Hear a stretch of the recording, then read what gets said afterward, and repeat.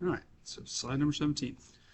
Okay, so how does a single rogue agent leverage regional political fractures to dismantle a massive imperial hegemony?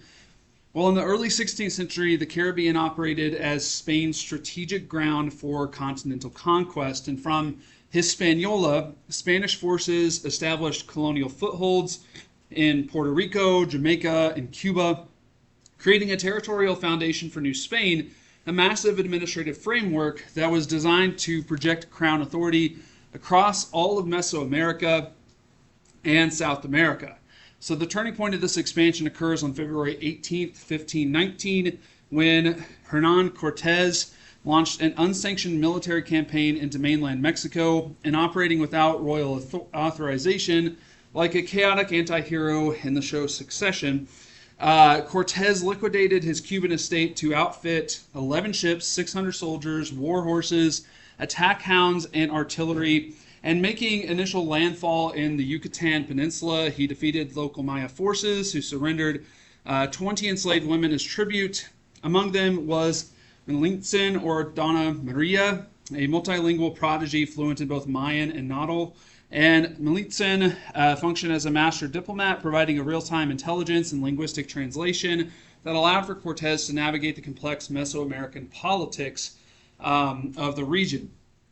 So, arriving at Veracruz, Cortez executed a masterclass in asymmetrical warfare and psychological manipulation, as he identified a very critical vulnerability in the Mexica Empire: vast regional resentment from subjugated polities or groups like the Totonacs.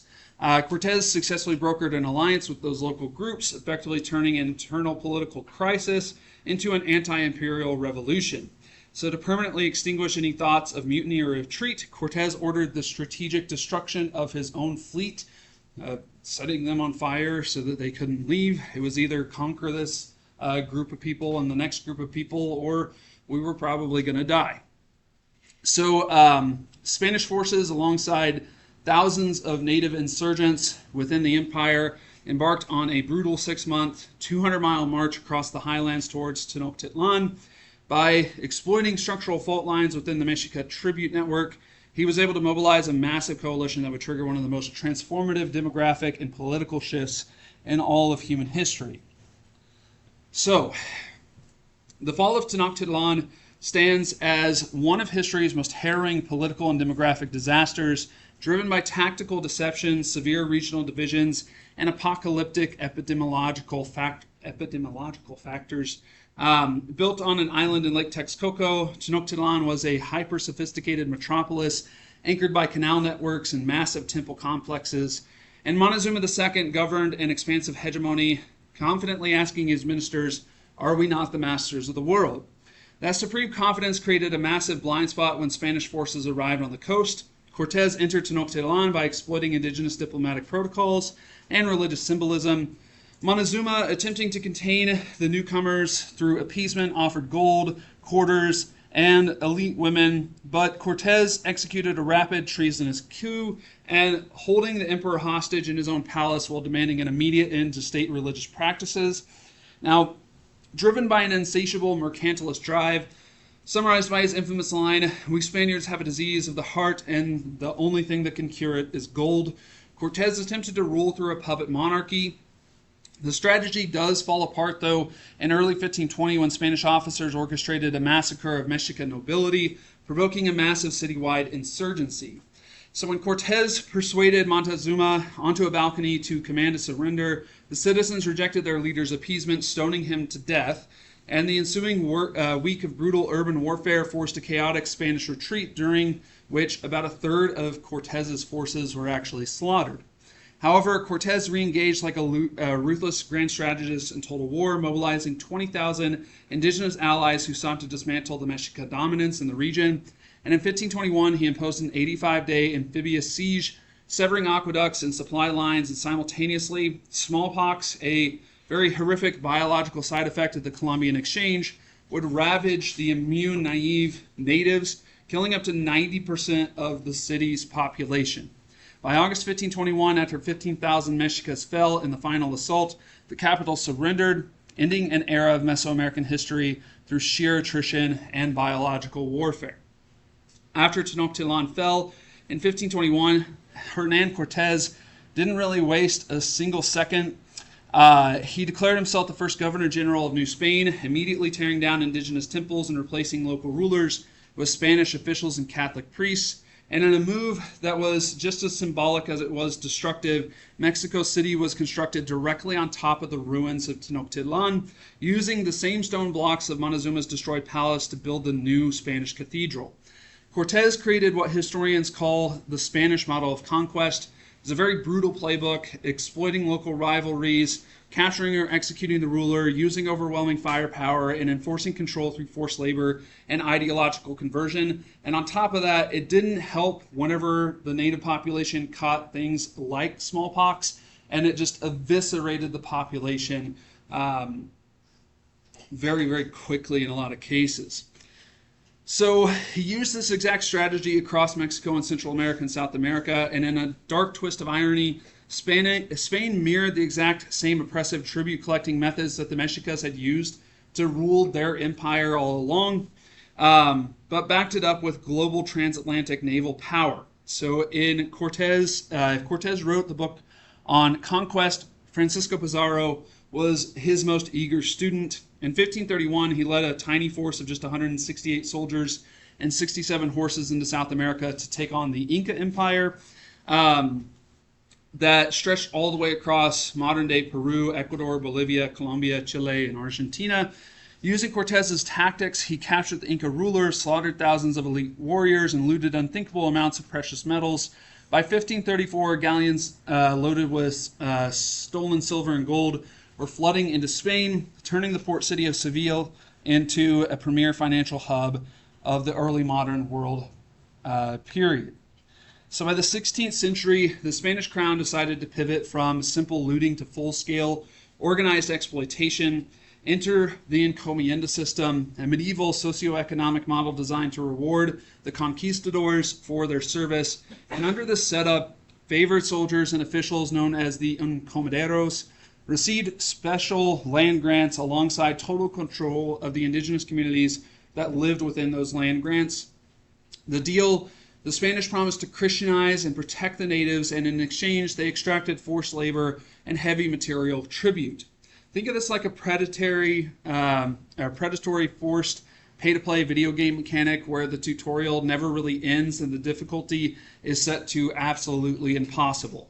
This system created a hyper-stratified society in New Spain, placing the wealthy encomenderos and high-ranking Catholic priests at the very top of the food chain, which impoverished indigenous populations were crushed all the way at the bottom.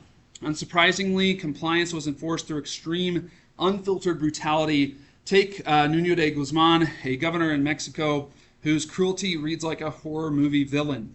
Guzman regularly let his war dogs tear apart indigenous peoples who dared to resist Spanish rule.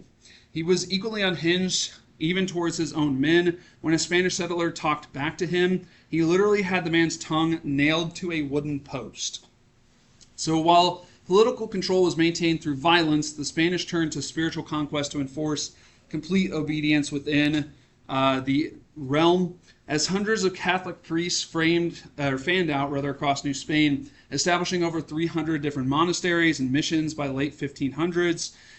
Forced conversions were standard practice, as one priest blatantly put it in 1562. Though they seem to be a simple people, they are all set up for all sorts of mischief, and without compulsion, they will never be able to speak the truth. Yet not every Spaniard drank the imperial Kool-Aid.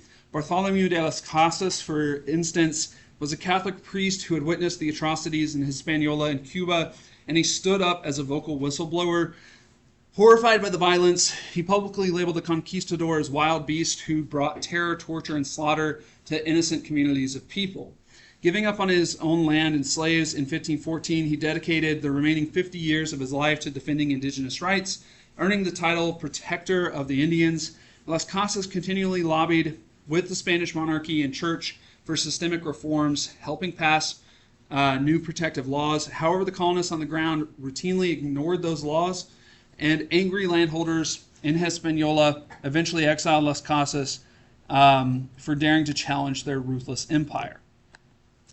So the Columbian Exchange, this massive multi-directional transfer of plants, animals, and pathogens following European contact, reshaped the daily lives on both sides of the Atlantic. Think of it like a massive cross-server item trade in an MMORPG like World of Warcraft, except for half of the items completely broke the game's ecosystem and really messed things up for one side. Europeans were stunned by New World creatures like iguanas and sloths and rattlesnakes, while Native Americans encountered horses, cattle, pigs, and sheep for the very first time. European ships also accidentally brought along with them invasive pests like rats, mosquitoes, and earthworms, triggering long-lasting ecological shifts across the Americas as well. On the culinary side, the swap revolutionized global diets as Europeans introduced wheat, sugarcane, coffee, and bananas into the Western Hemisphere, while taking back things like maize, tomatoes, cacao, avocado, and the legendary potato. All right, so the potato was the ultimate caloric cheat code for Europe. It was dense, it was easy to cultivate, and long-lasting in cold storage. It fueled a massive population boom across Europe, which ironically generated the demographic surplus of young settlers that would be sent across the Atlantic to colonize the Americas. Right? You didn't realize that, did you? The potato is the cause of colonization of America. All right, so that's how important the potato is to human history. All right, so has anyone ever grown, anyone's family's garden, right? Ever planted potatoes? It's relatively, it's fairly easy, right? You build a mound, you place the potato in it, you cover it up, you let it grow, and then that one plant turns into anywhere from 6 to 14 potatoes. And they keep for a long time. They're pretty dense and filling, so it's really, really important to human history leading up to the colonization of further colonization of America. So along with this, part of the Columbian Exchange is the exchange of disease. Smallpox gets referred to by native civilizations as the Great Dying because anywhere between 80 and 90% of the infected population of natives dies from the disease. Right? So the Western Hemisphere, in just 75 years since the first contact with Columbus, 80 to 90% of the total population of Western indigenous people dies. Right? This is the greatest loss of life attributed to a single factor in all of human history. Leaders are often the first ones that get sick, making natives much more vulnerable to invaders. As a result, you cut the head off of a snake and the body is more easily dealt with, so to speak. And it is used later on, blankets that are filled with smallpox to kind of clear things out of the way. So long before British settlers ever thought about Plymouth Rock, Spanish explorers were aggressively treating North America like an open world survival game. In 1513, Juan Ponce de Leon is going to lead the first recorded European expedition to Florida, naming it La Florida, or Land of the Flowers. And over the next few decades, Spanish conquistadors mapped out the entire Gulf Coast, sailing as far north as Canada and even dropping a short-lived colony on the Carolina coast. In 1539, Hernando de Soto landed on Florida's western coast with 600 heavily armed conquistadors hunting for the ultimate loot, gold. Instead, finding piles of treasure like they were in a Tomb Raider game, they stumbled across massive, highly organized agricultural fields of corn, beans, and squash. And undeterred, de Soto dragged his army on a brutal, destructive rampage through modern-day North Carolina, Tennessee, Georgia, and Alabama, eventually becoming the first European expedition to reach the Mississippi River near modern-day Memphis, pushing eventually to Arkansas. They looted and destroyed indigenous villages along the way until de Soto caught a fever and died in 1542, leaving the survivors to flee back to Mexico. The real dynamic shift happens in 1565, though, when King Philip II of Spain panics when the French Huguenots, Protestant refugees fleeing Catholic persecution in Europe, built Fort Collins in northern Florida.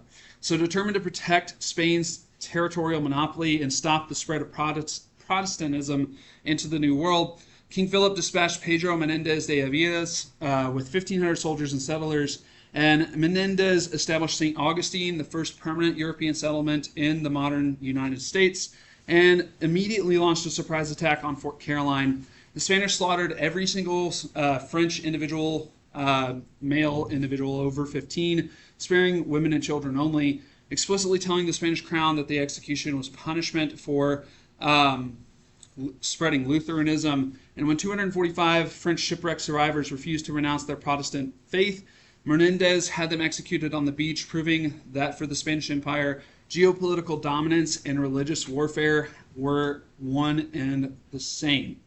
Right? So, anyone ever been to St. Augustine, Florida? So, my sister used to live in Florida, so I've been there a few times. It's an interesting city, to say the very least. Also the oldest city, right, in America, technically.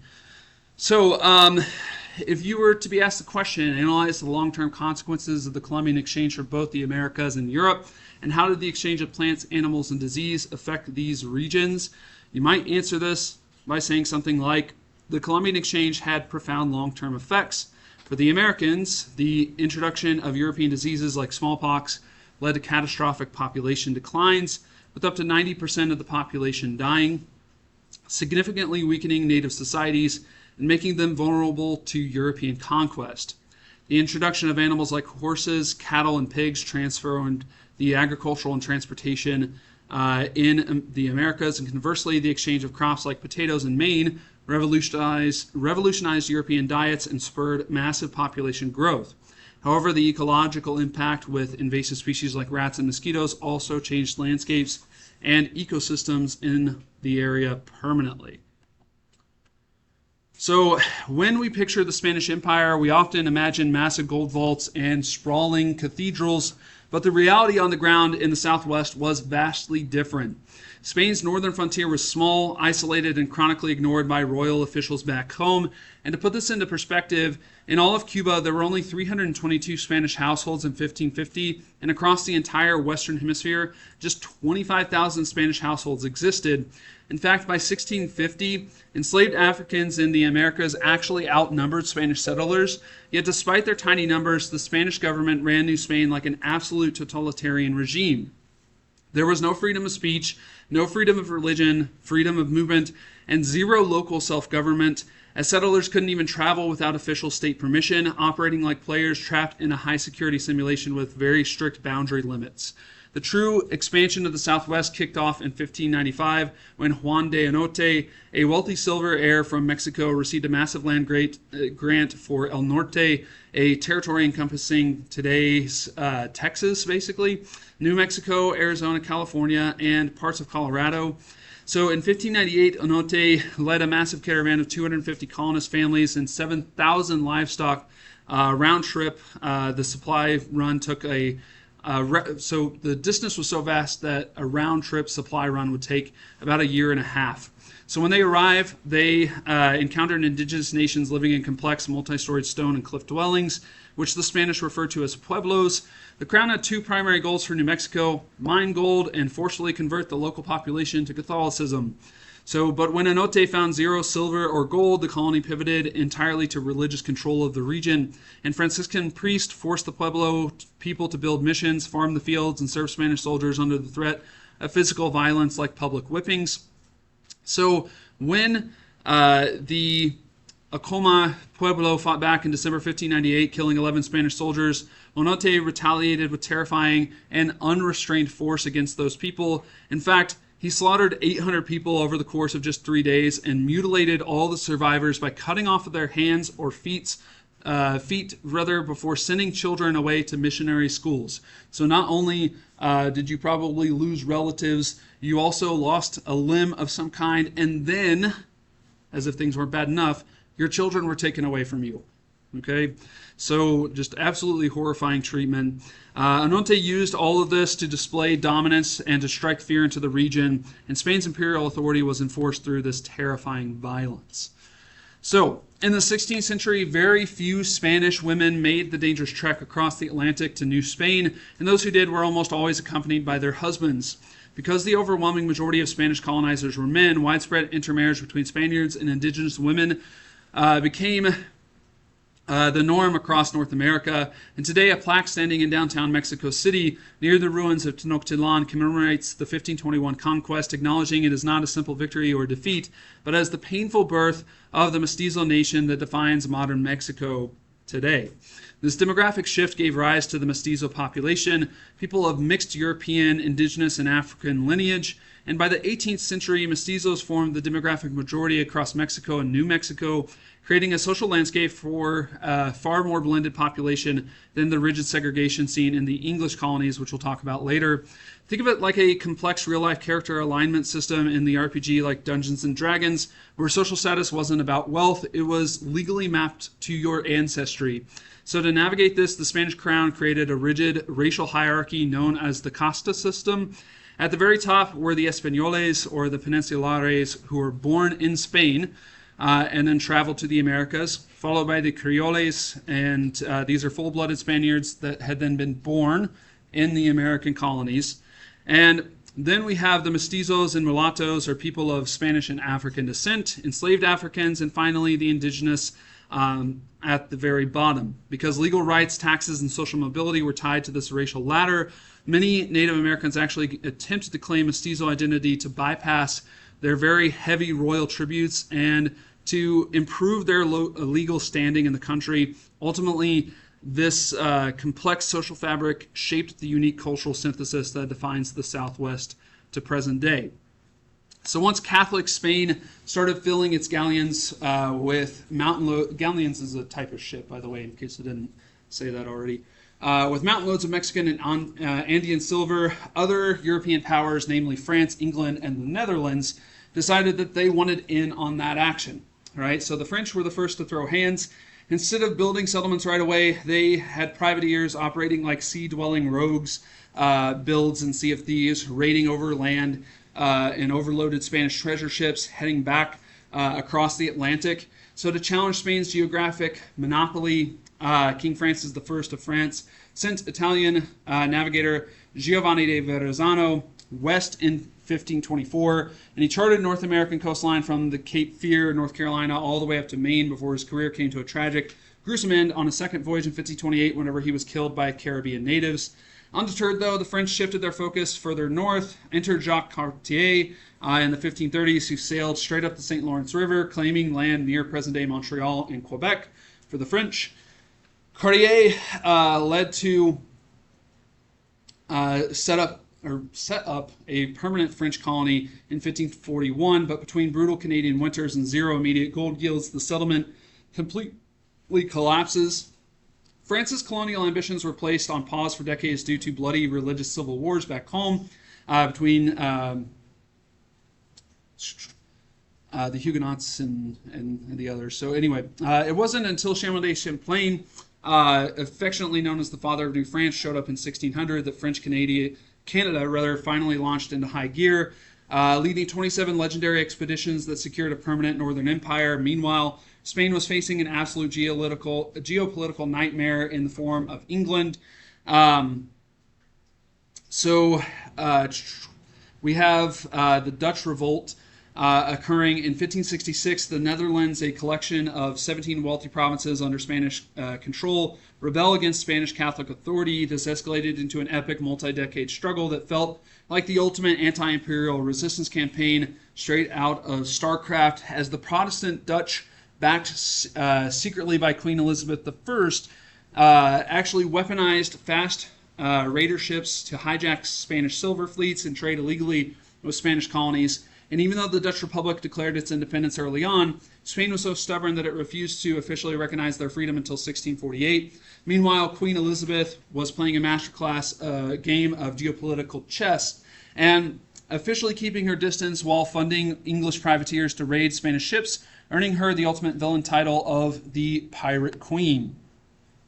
So for nearly 2 decades, English privateers had been treating Spanish silver ships like a high seas resource heist in Grand Theft Auto, plundering the treasure fleets across the Atlantic. And finally, King Philip II of Spain, who happened to be Queen Elizabeth's ex-brother-in-law and bitterest rival, decided that he had had enough He ordered the construction of the Spanish Armada, an absolute behemoth of a fleet consisting of 132 giant warships, 7,000 sailors, and 17,000 soldiers. And in May of 1588, the floating fortress set sail towards the Netherlands to pick up reinforcement troops for a full-scale invasion of England.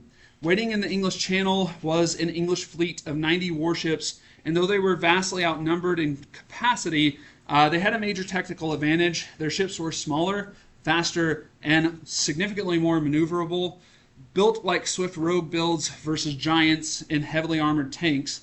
As the tension hit a boiling point, Queen Elizabeth showed up to inspect her troops at Tilbury, wearing a silver breastplate over her gown, and she delivered one of history's greatest epic pregame speeches, declaring, "I know that I have the body of a weak and feeble woman, but I have the heart and stomach of a king, and the King of England at that." When the fleets clashed, the nimble English ships were able to outmaneuver the bulky Spanish galleons in a 9-hour brawl, forcing the Armada to break formation and retreat northward. Then came the ultimate environmental plot twist, as a huge storm basically breaks out as the English are chasing the Armada into the North Sea. The English refer to it as the Protestant wind, but essentially what happens is a ton of ships end up getting destroyed by this storm. Out of the original 132 warships, only 60 battered ships limped their way back to Spain, with over 15,000 soldiers and sailors for Spain lost.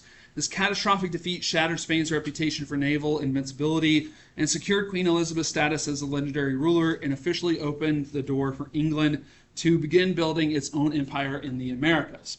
It doesn't help that the massive influx of gold and silver that has been making its way into Spain has actually really hurt the economy with massive economic inflation.